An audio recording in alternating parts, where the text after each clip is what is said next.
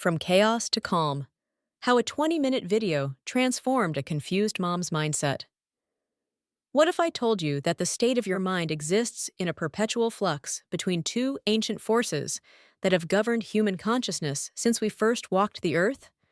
Forces so fundamental to our existence that neurologists have discovered specialized brain networks dedicated solely to their management, yet most people live their entire lives without understanding them. The Romans called these states tranquilitas and tumultus, the calm and the chaos.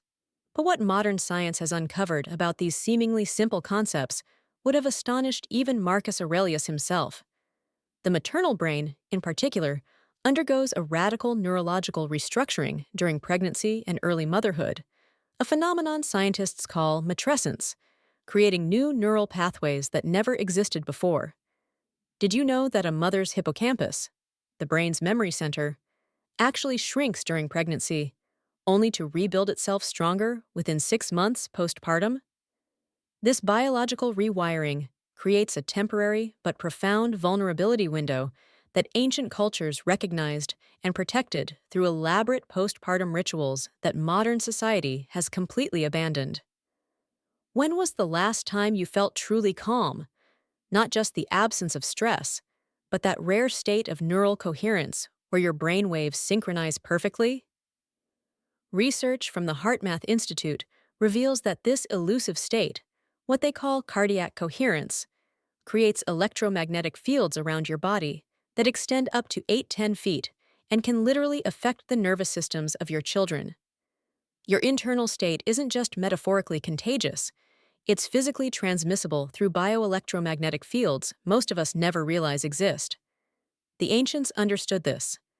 The Hebrew concept of manuka, a deep restorative calm, was considered so sacred that elaborate practices were developed to protect it.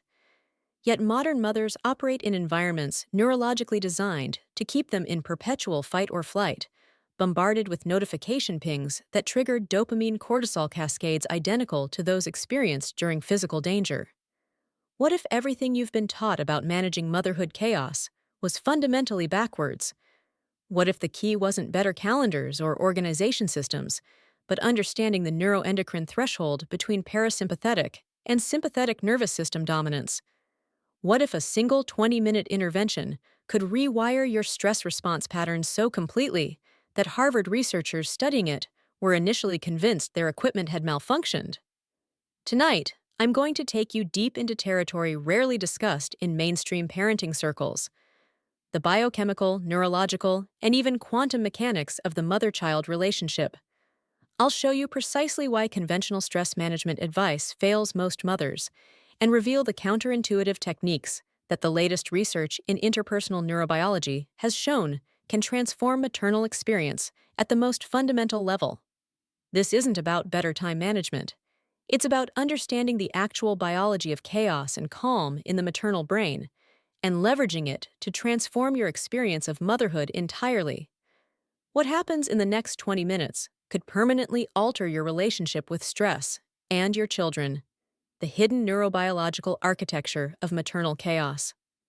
Before we go deeper, I need to address something important.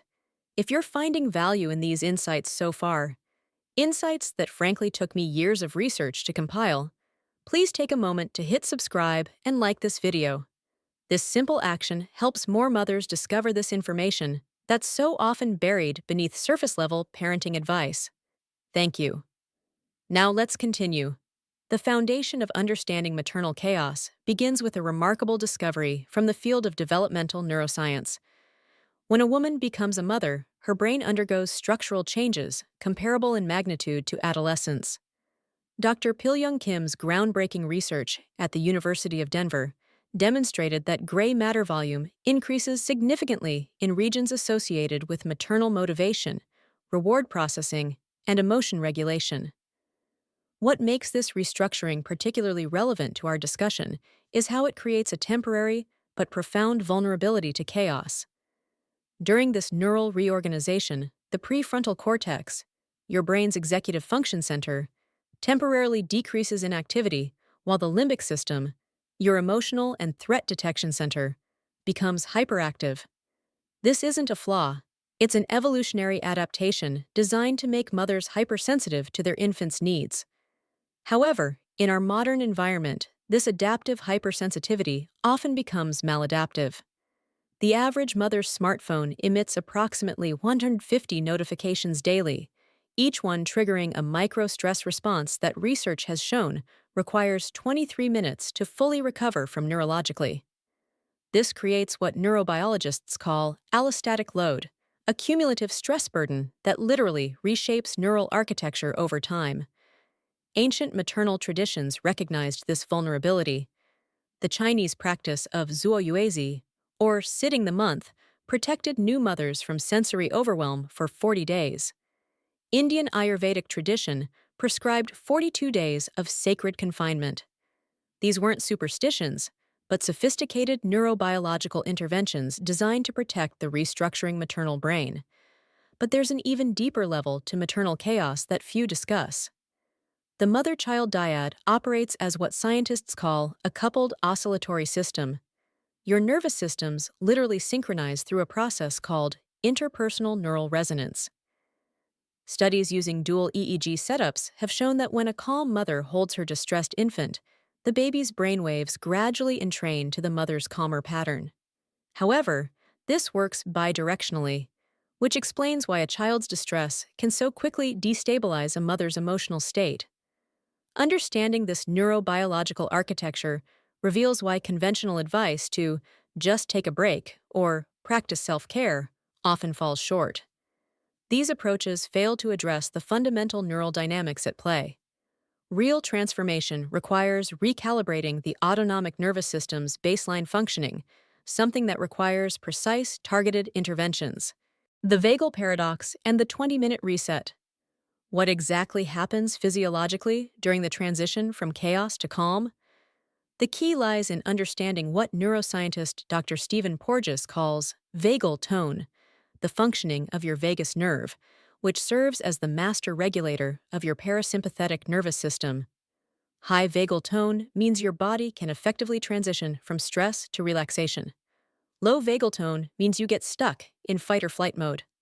Research published in Frontiers in Psychology demonstrated that mothers with lower vagal tone reported 47% more parenting stress and had children who demonstrated 39% more behavioral problems, regardless of parenting style. Here's where we encounter the vagal paradox.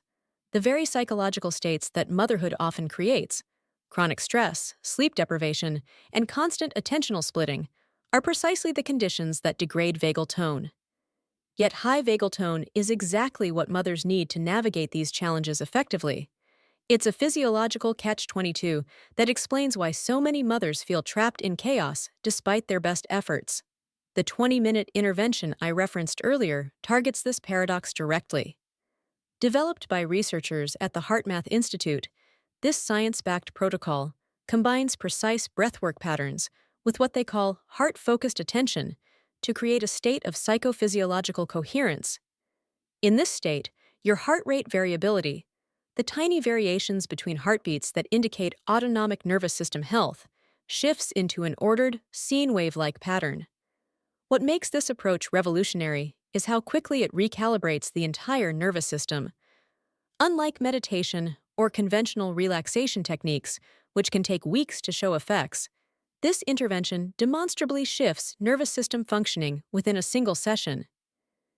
EEG studies show increased alpha wave activity associated with calm alertness within just 6 to 8 minutes of practice.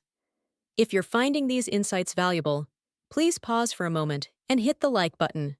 Also consider subscribing to receive more of this evidence-based content that goes far beyond surface-level parenting advice. Your engagement helps me continue creating these resources. The 3-tier framework for sustainable calm. Now that we understand the neurobiological underpinnings of maternal chaos, let's explore the practical framework for sustainable transformation.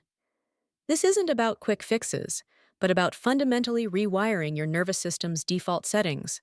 The framework consists of 3 interconnected tiers: physiological regulation, cognitive restructuring, and environmental optimization.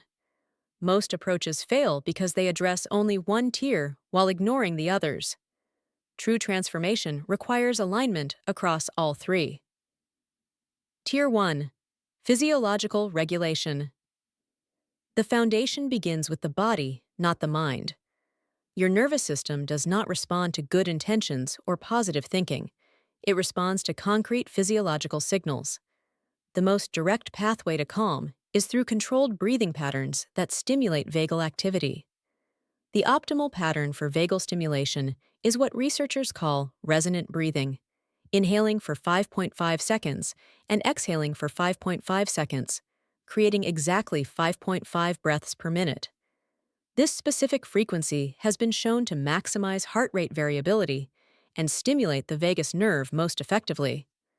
A study published in the Journal of Alternative and Complementary Medicine demonstrated that just 20 minutes of this precise breathing pattern increased vagal tone by 60% compared to baseline.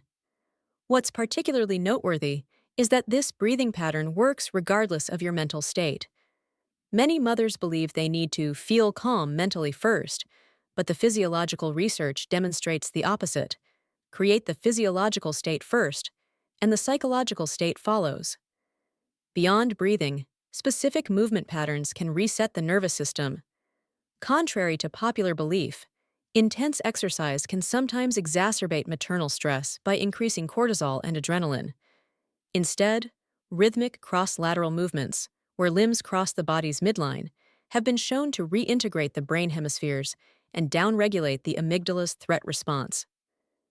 Dr. Bruce Perry's research at the Child Trauma Academy has demonstrated that just 10 minutes of rhythmic patterned movement can reset stress neurochemistry more effectively than 30 minutes of conventional exercise for individuals with dysregulated nervous systems, a description that fits many overwhelmed mothers. Tier 2. Cognitive restructuring. Once physiological regulation has been established, cognitive restructuring becomes possible. This isn't positive thinking or affirmations, but a precise rewiring of neural networks associated with stress appraisal. The key insight from neuroscience is that stress isn't created by events themselves, but by the brain's prediction of those events' outcomes. Dr. Lisa Feldman Barrett's theory of constructed emotion demonstrates that the brain is constantly generating predictive models to conserve energy. These predictions, not external reality, determine your stress response. For mothers, these predictive models often become catastrophic through what neuropsychologists call negative attentional bias, the tendency to notice and remember negative information disproportionately. Research shows that sleep-deprived individuals demonstrate a 40% increase in amygdala reactivity while showing reduced activity in the prefrontal regulatory systems. Again, a common maternal condition. The intervention here involves a specific cognitive training protocol developed at Stanford's Center for Compassion and Altruism Research. Rather than trying to think positive, this protocol systematically reduces threat perception through guided attention exercises that recalibrate the brain's predictive models. In clinical trials, mothers who practiced this protocol for just 10 minutes daily showed a 34% reduction in perceived stress and a 29% reduction in cortisol levels after 2 weeks, physiological changes far exceeding those typically seen with conventional cognitive therapy. The environmental dimension. Let me pause here to remind you, if you're finding value in this evidence-based approach to maternal well-being, please consider subscribing to this channel. Your support means more mothers can access this information. Now, let's continue with the final tier of our framework. Tier 3. Environmental optimization. The third tier addresses something rarely discussed in motherhood resources: the profound impact of environmental design on nervous system function. Your physical environment isn't just a backdrop to motherhood. It actively shapes your neurological state every moment. Research from the emerging field of neuroarchitecture has demonstrated that specific environmental elements directly impact stress physiology. Visual clutter, for example, has been shown to increase cortisol production by activating the lateral prefrontal cortex, the brain region responsible for attentional control. A study from Princeton Neuroscience Institute found that participants in visually cluttered environments showed decreased task performance and increased levels of stress hormones. but the impact goes beyond clutter. The acoustic environment dramatically influences maternal stress. Background noise averaging just 50 decibels, about the level of a moderate conversation, has been shown to increase cortisol production by 32% when sustained over several hours. Consider that the average family home with children produces sound levels between 65 to 75 decibels. Light exposure patterns also directly regulate stress hormones. Research published in the Journal of Clinical Endocrinology and Metabolism demonstrated that evening blue light exposure from screens and LED lighting suppresses melatonin production while simultaneously increasing cortisol, a hormonal disaster for maternal nervous systems already struggling with dysregulation. The solution isn't complete environmental overhaul, but strategic optimization of what environmental psychologists call restorative niches, small spaces designed specifically to facilitate nervous system regulation. Even a 4 by 4 foot corner of a room, when properly designed with specific sensory considerations, can become a powerful tool for nervous system regulation. The most neurologically effective restorative niches share three key characteristics. They limit sensory input, provide contained boundaries, and incorporate elements of nature, or biophilic design. This explains why many mothers instinctively retreat to bathrooms during overwhelm. These spaces naturally incorporate several of these characteristics. The integration protocol. Now we arrive at the precise 20-minute protocol that integrates all three tiers. This isn't theory, it's a specific sequence of interventions designed to reset the maternal nervous system, even from a state of extreme dysregulation. The protocol begins with 3 minutes of resonant breathing, performed while applying gentle pressure to specific vagal stimulation points at the base of the skull. This physiological intervention creates the necessary foundation by activating the parasympathetic nervous system.